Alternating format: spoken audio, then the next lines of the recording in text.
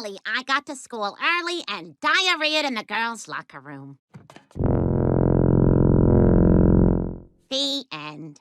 Mrs. Griffin to be here since it was her class you disrupted. And I'm sorry to say this is your third strike this year. According to school policy, 3 strikes means you're expelled. What?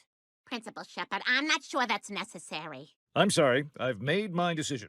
Now, if you ladies don't mind stepping out, I have to reprimand Harriet Tubman off the $20 bill. What? I haven't even been on Facebook today. Wow, your profile pic is now just the word veterans with a circle and a line? We had no idea you'd switch teams, Lois.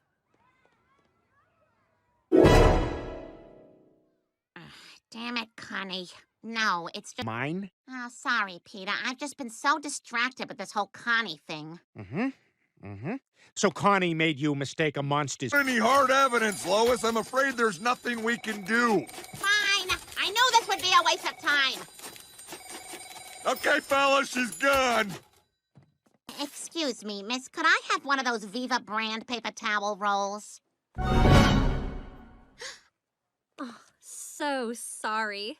I need them all for the big mess To get you expelled, but now I'm glad I did. You're a very disrespectful young lady. At least I'll have a paper towel with the power to take on any spell. Okay, that's it. You'll pay for this, Connie. Well, I didn't hear what you just said, but what's the dinner situation? Good evening, I'm Tom Tucker, transitioning into my sad voice for the death of a white girl. Look. On what charge? We've got you on grocery store video threatening Connie D'Amico. You're under arrest for her murder. What? Guys, my mom was arrested for Connie's murder.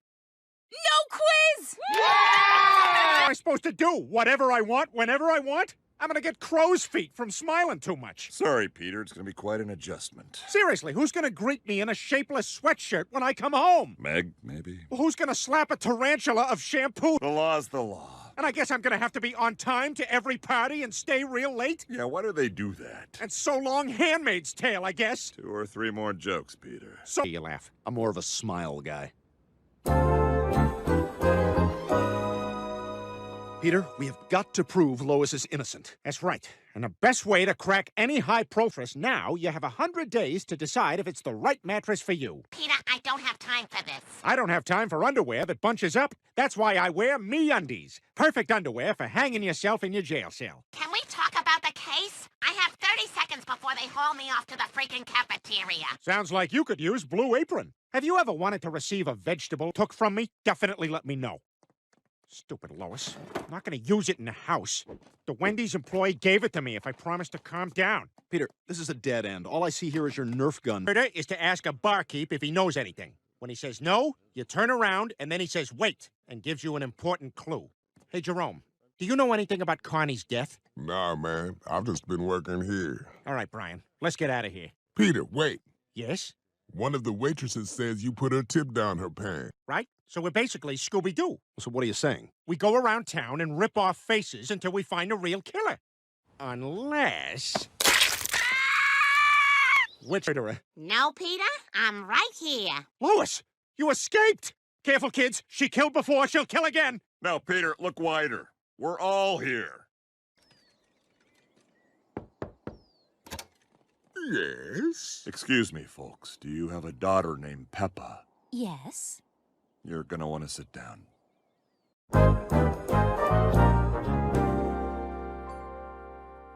Well, Lois, I gotta say, it's great to have you home from prison. It's great.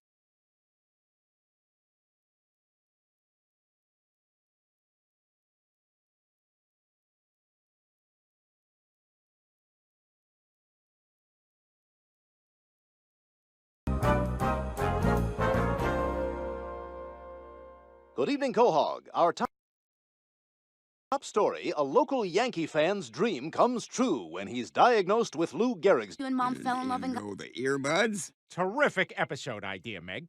Well, it was the 1990s, the decade of Viagra, but also Lorena Bobbitt. So it was kind of a yay-boo period for penises.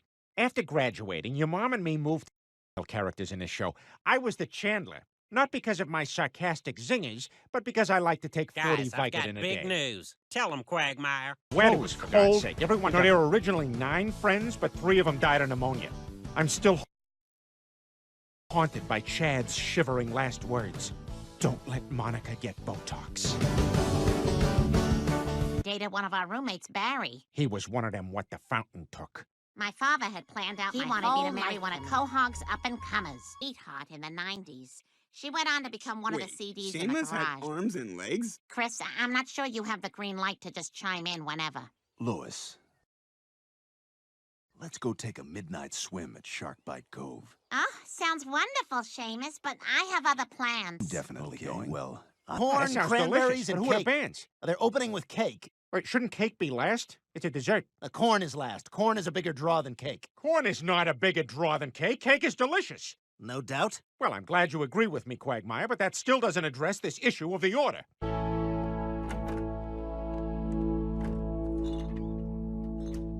Okay, there we go. What'd you do for a living, Dad? What any of us did never really mattered. It was just vague business. But despite having broken up, I would sometimes sneak away to the internet to go flirt with your mom. Perhaps I'll try this yogurt. That's been in there since our wedding. Perhaps I won't. I knew they were right. Your mom was the only one I wanted to spend the rest of my life with. So I saved my money, and a few months later, I bought a ring. Oh, huh. Okay, well, what would you think if I told you that Blossom would completely drop out of show business to get a PhD in neuroscience, and then come back and make $15 million a year, while you would work steadily for 20 years, lose all your hair, and go bankrupt? Whoa! There it is. Yeah, that's the thing I wanted.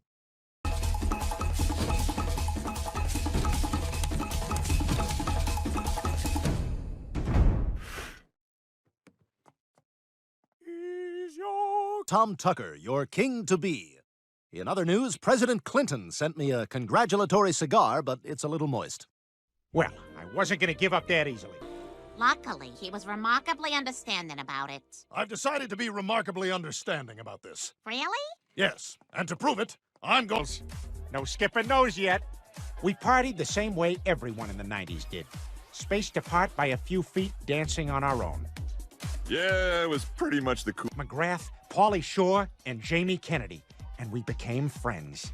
Guys, come be in my wedding. Then we can all enter the 2000s together as friends. Sorry, Peter, but we can't go with you. Grind. Occasionally going into the pool to pee. Also, for some reason, I was the only guy a bee was following the whole time. Maybe it was because of the Country Time lemonade powder I'd been eating. Or because me and Quagmire were hucking Capri Suns at each other. But little did I know, while I was dancing and periodically peeing in the pool, Carter was orchestrating a play. You're all that and a bag of chips. What a cool phrase. I hope it never sounds dumb and dated. I was kissing Daisy Fuentes, and it was on national television. I was home doing what girls did at the time, looking at pictures of John Elway. My horse tooth. Said wood. That was cool. Wood! Wood! You're right. Wood!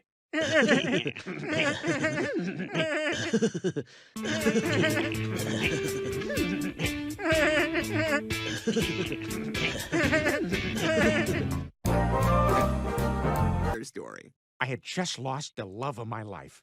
So as a way to forget my pain, I threw myself into a .com startup with Quagmire.